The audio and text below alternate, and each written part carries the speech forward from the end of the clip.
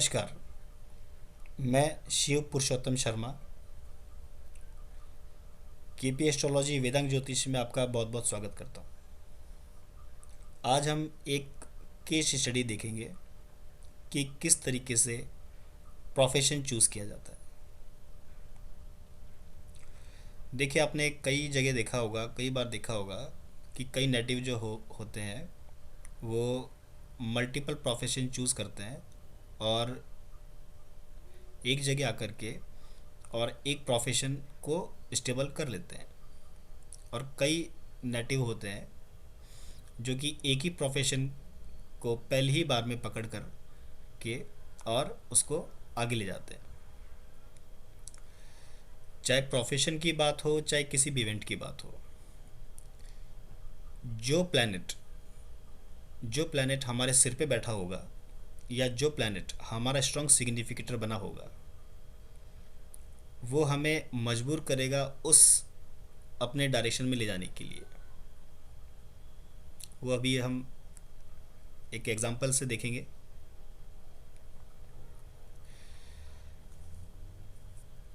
बात आती है मल्टीपल प्रोफेशन की। कई बार लोग जो है मल्टीपल प्रोफेशन चूज़ कर लेते हैं।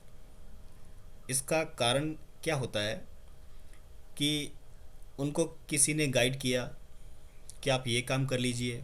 उनके दिमाग में बैठा कि हाँ, शायद सामने वाला सही कह रहा है, और उन्होंने वो काम स्टार्ट कर लिया। उन्होंने देखा कि इसमें कुछ गेन नहीं हो रहा है, तो उन्होंने कोई दूसरा प्रोफेशन चूज़ किया किसी के कहे मुताबिक। इस तरीके से कई बार दो तीन प्रोफेशन चूज़ करने के बाद में उनको पता चलता है कि ये प्रोफेशन जो है वो मेरे लिए बेस्ट है। तो चाहे दोनों बातों को पकड़ें, मल्टीपल प्रोफेशन को चाहे एक प्रोफेशन को, बात सिर्फ वहीं पर आ जाती है कि प्लैनेट जो हमारे सिर पे बैठा होगा या जो हमारा सिग्निफिकेटर बना होगा, स्ट्रॉन्ग सिग्निफिकेटर, वो हमें अपने डायरेक्शन में ले ही जाएगा और हमें उसी डायरेक्शन में काम करना होगा, तो हमारे लिए बेस्ट होगा। एक केस स्टडी देखते हैं। आपके सामने जो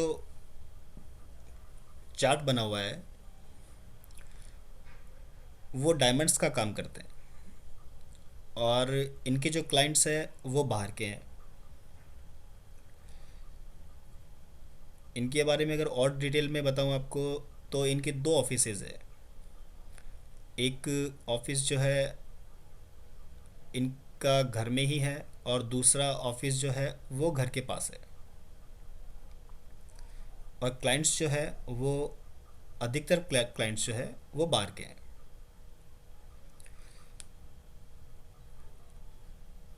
तो हमें पता है जब भी प्रोफेशन की बात होगी, करियर की बात होगी, तो हमें 10th हाउस को फोकस करना होता है। यहाँ पर अगर हम देखें, आपको मेरा कर्सर दिखाई दे रहा है। अगर हम यहाँ पर देखें तो यहाँ पर 10th हाउस का कस्पल सब लॉर्ड वीनस है। वीनस यानी शुक्र। शुक्र जो है वो डायमंड है। अगर भाव चलित में शुक्र की पोजीशन देखें तो शुक्र जो है वो 10th हाउस में प्लेस्ड है, 10th हाउस में बैठा हुआ है। और उसकी राशियां जो है, एक राशि 4th हाउस में आती है और दूसरी राशि जो है वो 11th हाउस में आती है। 10th हाउस हमारा प्रोफेशन है। 10th हाउस का कस्पल सब लॉर्ड वीनस है यानी शुक्र, और शुक्र जो है वो डायमंड है, डायमंड को सिग्निफाई करता है। 10th हाउस हमारा कर्म स्थान है। अगर हम कर्म स्थान की बात करें तो 10th हाउस हमारा कर्म स्थान है। तो वीनस 10th हाउस में बैठा हुआ भी है, उसकी राशि 4th हाउस में आती है और दूसरी राशि जो है वो 11th हाउस में जाती है। मैंने आपको बताया कि इनका जो एक ऑफिस है वो घर में ही है। 4th हाउस जो है वो हमारा घर है। तो ये जो है अपने घर से भी ऑपरेट करते हैं,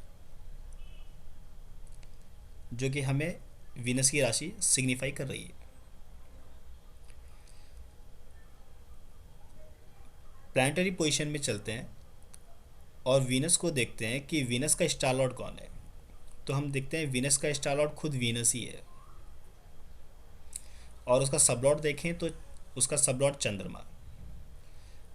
अब जो ये डायमंड का काम है इनका, क्या इससे इनको फाइनेंस प्राप्त होगा या नहीं होगा।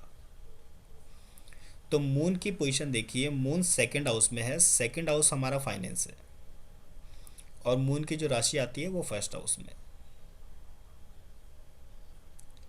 फर्स्ट हाउस जो है सेल्फ को इंडिकेट करता है। इसका मतलब ये है कि जब इन्होंने ये बिजनेस चूज़ किया तब किसी की राय नहीं ली, और खुद ही के सेल्फ इंडिकेशन से या अपने आप इन्होंने ये काम शुरू किया। मून सेकंड हाउस में है, सेकंड हाउस हमारा फाइनेंस है, यानी कि मून जो है वो फाइनेंस देने के लिए एग्री करता है। यहाँ पर दो रूल और हमें लगाने हैं, वीनस को भी चेक करना है और मून को भी चेक करना है कि वो किसके स्टार लॉर्ड बने हुए हैं। क्योंकि वीनस का स्टार लॉर्ड खुद वीनस है और सब लॉर्ड जो है वो मून चंद्रमा। पहले वीनस को देखते हैं। वीनस को देखें तो वीनस जो है वो मून का ही स्टार लॉर्ड है, और हम देख चुके हैं कि मून सेकंड हाउस में है, फाइनेंस देने के लिए तत्पर है। आगे चलते हैं। वीनस मर्क्यूरी का स्टार लॉर्ड है। अगर हम मर्क्यूरी को देखें तो मर्क्यूरी भी 10th हाउस में ही प्लेस्ड है, और इसकी एक राशि जो है कट गई है, दूसरी राशि 12th हाउस में है। और जैसा कि मैंने आपको बताया कि इनके क्लाइंट जो है वो बाहर के ज़्यादा है, बाहर के क्लाइंट ज़्यादा है। तो मर्क्यूरी जो कि 12th हाउस लेकर के चल रहा है, इनको बाहर के क्लाइंट ज़्यादा ज़्यादा दिलवाता है। आगे वीनस को चेक करते हैं। वीनस खुद का स्टार लॉर्ड है, हमने चेक कर लिया है। और आगे हम देखते हैं तो वीनस किसी का भी स्टार लॉर्ड नहीं है। यहाँ पर एक रूल लागू हो जाता है, जब भी कोई भी प्लैनेट अपने ही स्टार में हो, जैसे कि आप यहाँ देख रहे हैं वीनस अपने ही स्टार में है, तो कोई भी प्लैनेट अगर अपने ही स्टार में हो तो वो अनटेनेंटेड हो जाता है, चाहे वो किसी का भी स्टार लॉर्ड बना हुआ हो। लेकिन अगर कोई भी प्लैनेट अपना ही स्टार लॉर्ड होगा तो वो अनटेनेंटेड हो जाएगा। जैसे ही कोई भी प्लैनेट अनटेनेंटेड हो जाए, हमें कस्पल पोजीशन में आना है और देखना है कि वो प्लैनेट जो कि अनटेनेंटेड बना है वो कौन से हाउस का कस्पल सबलॉर्ड बना हुआ है। तो हम देखते हैं वीनस को। वीनस सेकंड हाउस का कस्पल सबलॉर्ड है, और आगे हम चेक करें तो वीनस जो है वो 10th हाउस का कस्पल सबलॉर्ड है। यानी कि वीनस अनटेनेंटेड होकर के खुद फाइनेंस भी देता है, क्योंकि सेकंड हाउस हमारा फाइनेंस भी है, और कैरियर भी देता है क्योंकि 10th हाउस का कस्पल सबलॉर्ड है, और 10th हाउस जो है वो हमारा कैरियर है।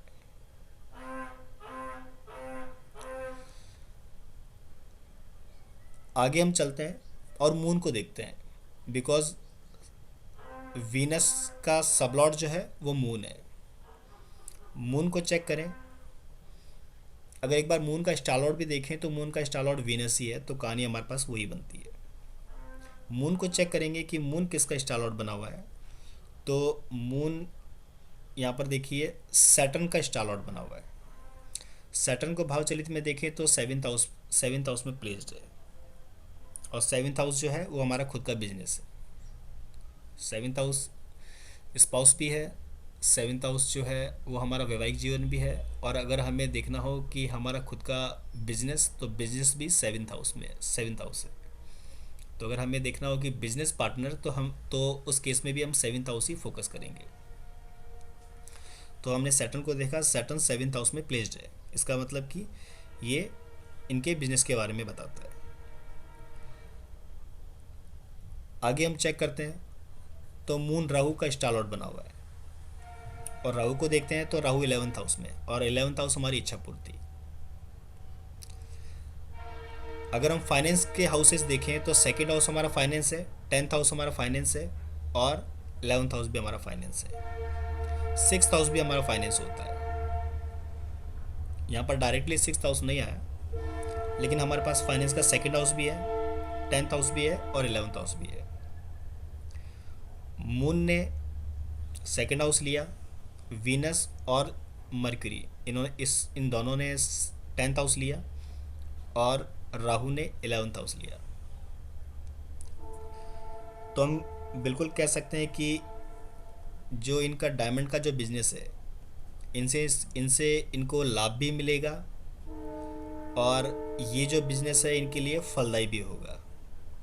बाहर के क्लाइंट के लिए हमने देखा, जब वीनस को चेक किया था तो वीनस मरकरी का स्टार लॉर्ड है, और मरकरी की जो राशि है वो 12th हाउस जा रही है, तो इनके पास में बाहर के क्लाइंट ज़्यादा रहेंगे।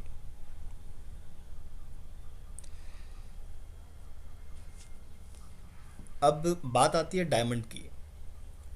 डायमंड जो है वो वीनस है। अब यहाँ पर इनको फाइनेंस देने के लिए और कैरियर देने के लिए वीनस जो है वो प्रबल है।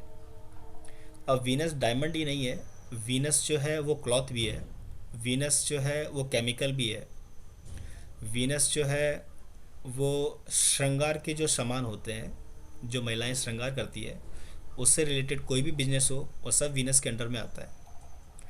और फूड रिलेटेड कोई भी आइटम हो, या फूड बिजनेस हो, या जैसे कि रेस्टोरेंट बिजनेस है, होटल बिजनेस है, ये भी आपके वीनस के अंडर में आते हैं। तो वीनस से रिलेटेड अगर अगर ये नेटिव कोई भी काम करेंगे, वो हमेशा इनके लिए फलदायी होगा। तो जब भी करियर की बात हो और हमें प्रोफेशन चूज़ करना हो, तो सबसे पहले हम 10th हाउस देखेंगे, और 10th हाउस का कस्पल सब लॉर्ड, उसका स्टार लॉर्ड और उसका सब लॉर्ड, इन तीनों को चेक करेंगे कि क्या ये हमारे 10th हाउस से रिलेशन बनाते हैं, और क्या ये हमारे फाइनेंस के हाउस से रिलेशन बनाते हैं। अगर ये बनाते हैं तो वो बिजनेस या उस प्लैनेट से रिलेटेड बिजनेस हमारे लिए फलदायी होगा। आज के लिए इतना ही। आपका बहुत बहुत धन्यवाद।